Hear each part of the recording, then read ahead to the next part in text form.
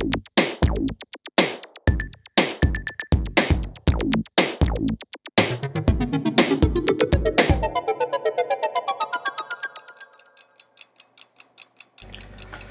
so here's the story of my SKX007. There it is on a Zulu diver, Isofriend strap, 22mm, that I ordered about when I actually around the time when I joined the Archiverse.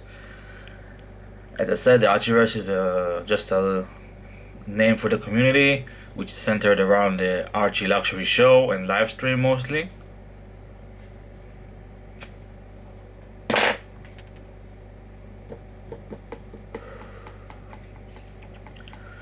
So when I was 16 years old, my father gifted me his Seiko Arnie, the Seiko H558 5000, and it created in me some kind of love for black dial divers with white indices. Now that was in 2002. Fast forward to April 2013.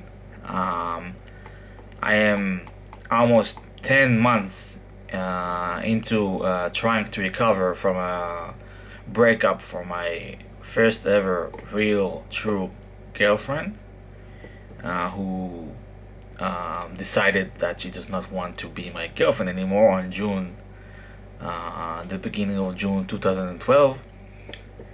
And I'm just browsing the net, and somehow I stumble upon this watch that I really like, because it has a black dial. It is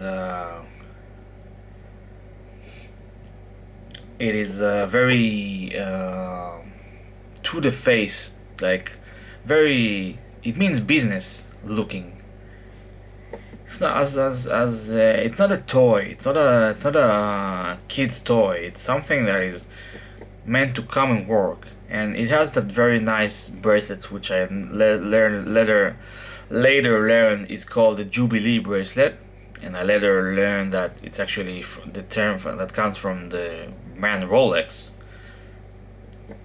which I know about obviously, but I always want a Submariner, and I have no idea that I actually get a Submariner 5 years from that point, but that's another story for another time. So I go to the store the next day, some little shop, very nice cozy shop in Tel Aviv on Allenby Street. I enter. I am sad because I'm still depressed and heartbroken about my ex-girlfriend, and I buy the watch. And when I take it out, when I'm about to leave, the salesperson tells me something like, you wanna do like this with the watch, so it will charge itself. Now, I am new to watches. I'm new to the story of watches back then. That's April 2013. That's when this watch has relaunched an old passion in me, which is watches, because I always liked watches from when I was a kid. But I was pretty dormant about it from 2002 until 2013. I didn't wear a watch throughout my army service. One day maybe I'll make a video about it. But this watch, to summarize, it made me come back. Now, the thing is, I wore this watch with pride. I love the Jubilee bracelet.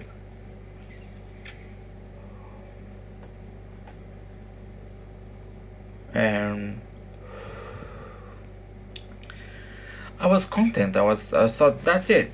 I found my dream watch. I found the watch that will make the end all watches. And oh boy, was I wrong, as you can probably tell if you look at the history of my videos on this channel. But Everybody tells that to themselves pretty much, I think. Now this watch, for many people, it has been their origin story. Why? Because not now. This watch is now discontinued. You have the 5KX, which I'm sure is just as good, but this one is it's the OG. And why? Because when people like 5, 6, 7 years ago, when before they discontinued this, they asked, even today, I want to watch for $200, very sturdy, very aesthetic. Then this one would be one of the first recommendations because it's affordable.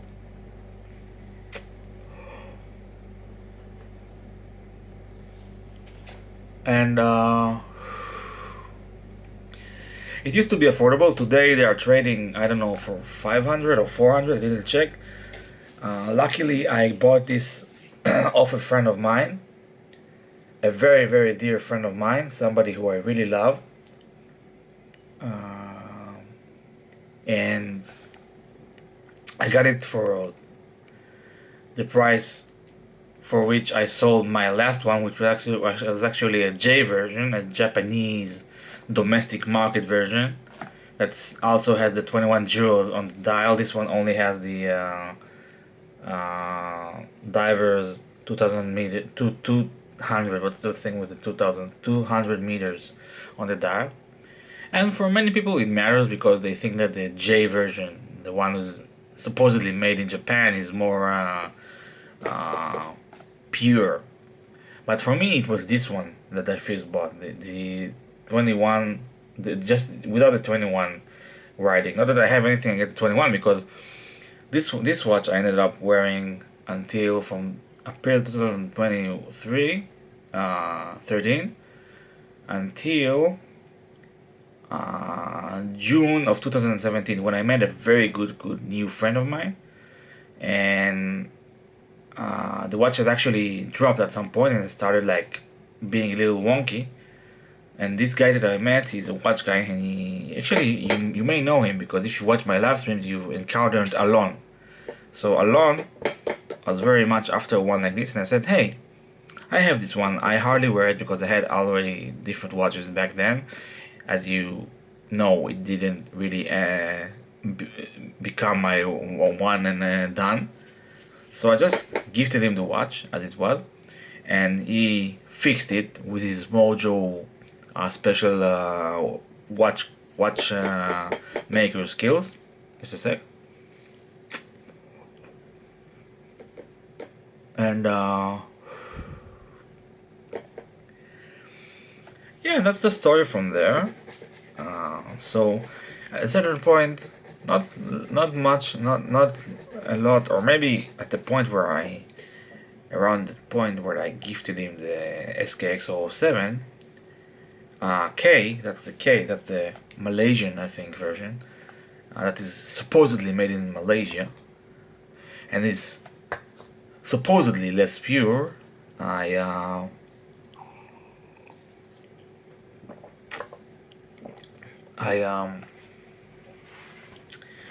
bought another SKX007, but a J, this one, the one with the 21 jewels on it, the supposedly made one in Japan.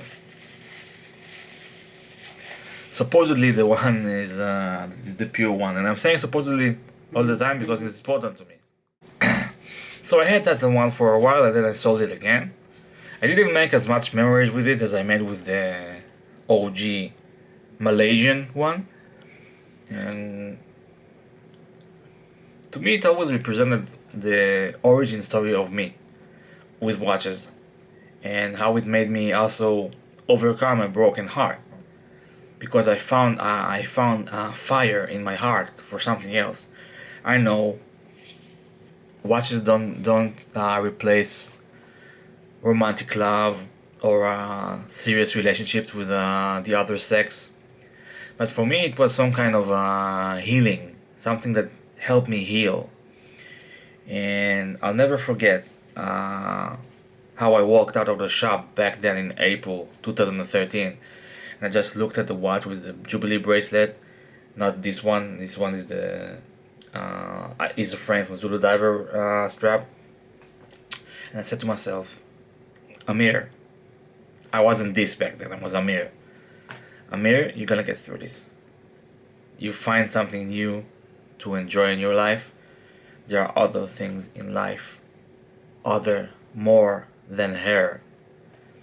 She's living her life, you're living your life. Take a look at this nice Japanese sturdy timepiece that is gonna help you get through this. And you know what? It did. I actually did. It took me like 2 more months and then I got over her. Now, obviously, it wasn't only the SKX, but the SKX had something to do with it. And this is the story of how the SKX007 helped me overcome broken heart, and actually it helped me go through some rough times. And as you know, it's a watch that is made to be worn in rough times, because it is sturdy, it is strong, it is a tool watch. It's not a baby's toy, and this is exactly what I did. And again, I'm digressing. So I had another one that after I sold the first one, and then I sold the second one.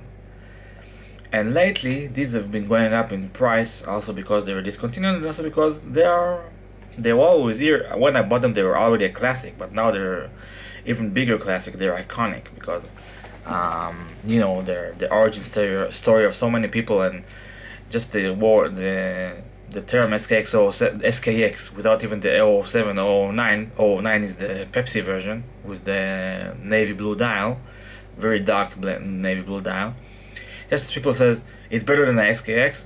I'd rather buy an SKX. I mean, everyone knows that you're referring to the SKX 007/009.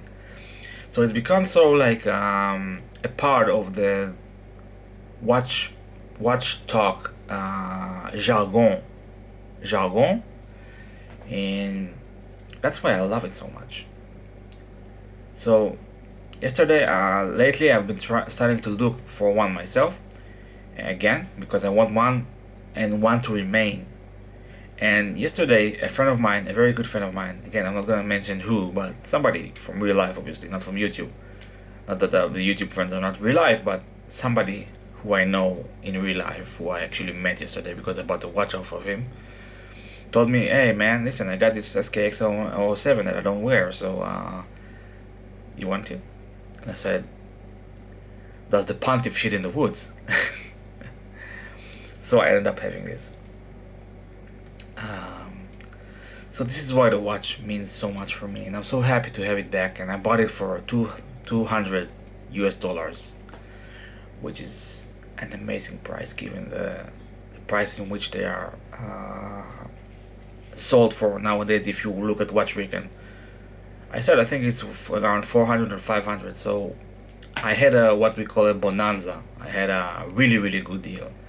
That's because the guys just said, listen, just buy it off me for the price which you sold your last one. And my last one I sold for $200. I don't remember when, like a few years ago. Anyway, that's enough of my personal story about the SKX007. Let's take a closer look at it, if you don't mind. You know everything about it. If you don't, just Google it and you'll have like 1,000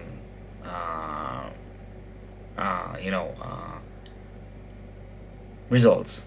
So just look a quick look, just look at it, and I'll tell you what I love about it aesthetically, and then we'll wrap this up. So if you've gone to until this point in the video, I commend you, I salute you, and let's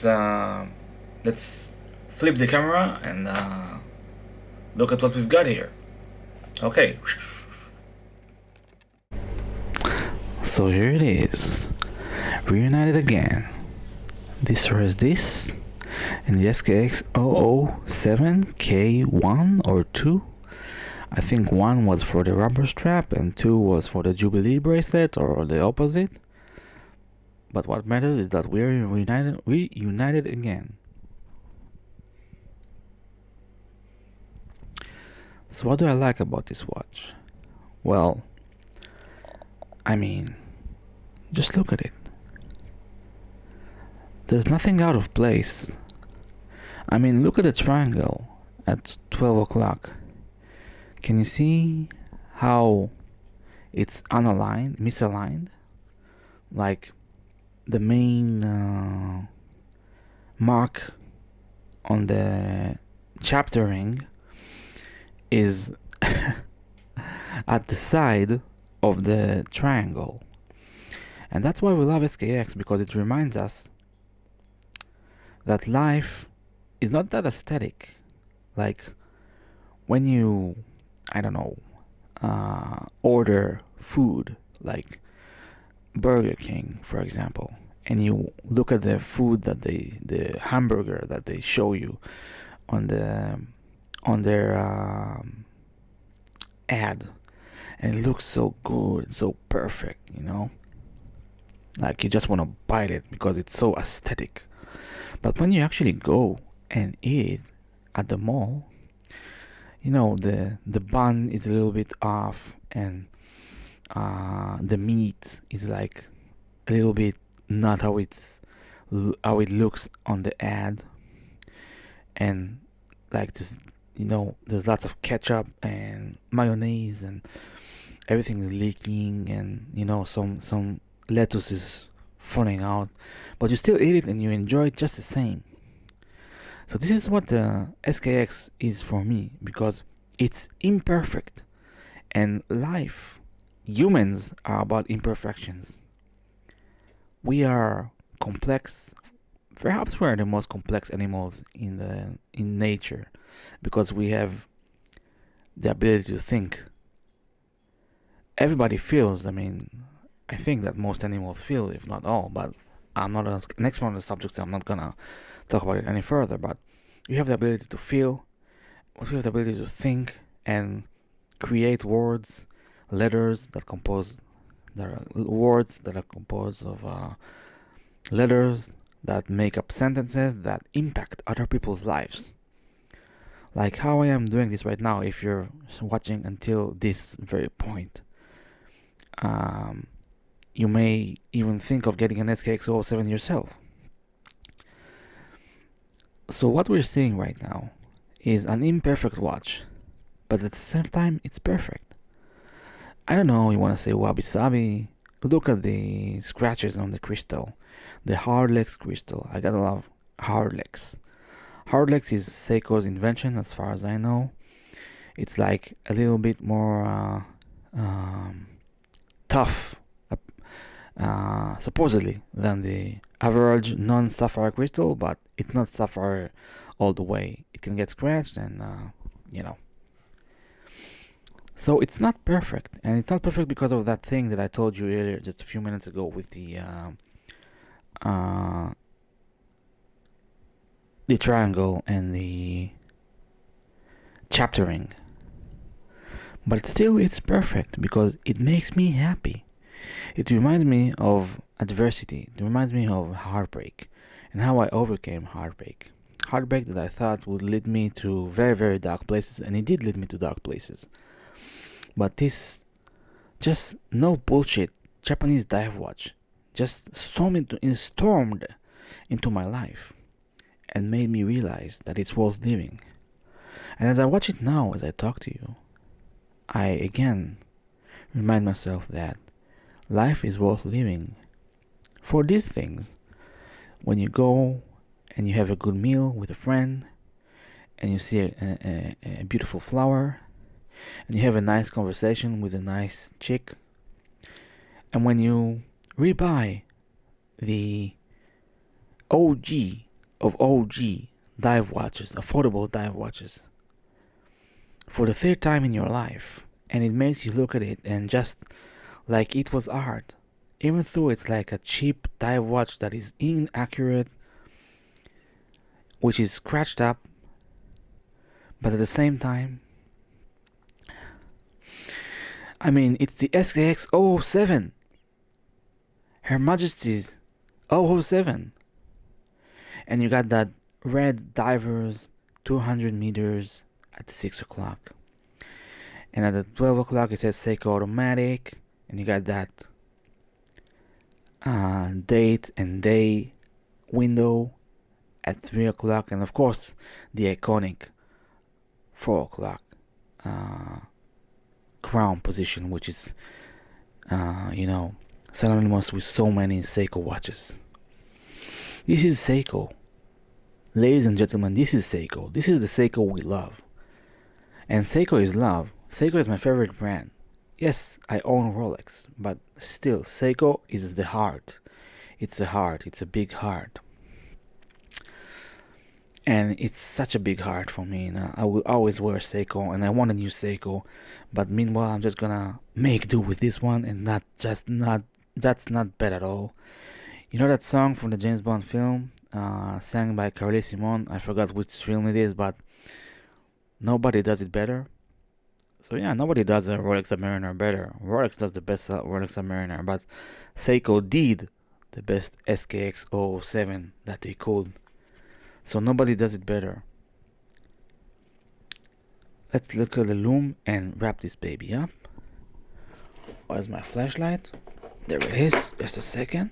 I'm gonna shut off my light here. So this is okay. There's a big wow, that's actually a good shot.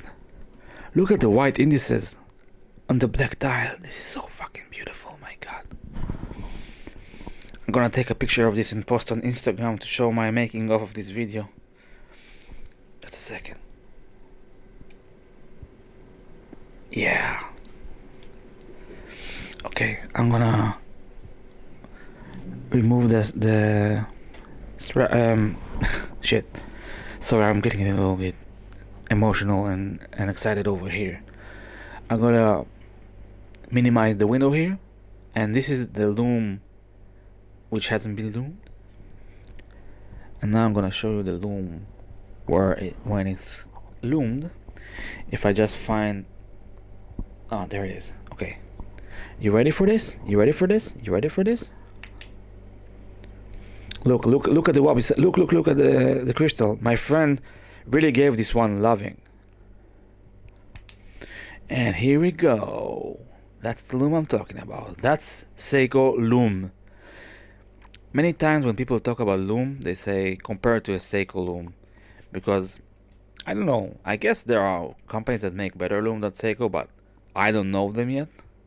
And it doesn't matter. For me, Seiko will always be the champions of loom. So again, thank you so much for watching this video. I know it's been a bit long, but if you really love Seiko, then you might enjoy and appreciate it.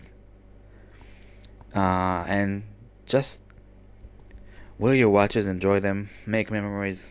Hopefully only good ones, but the bad ones are unavoidable. But even the bad ones can, at a certain point, turn into good ones. And here, that's my story of how it happened.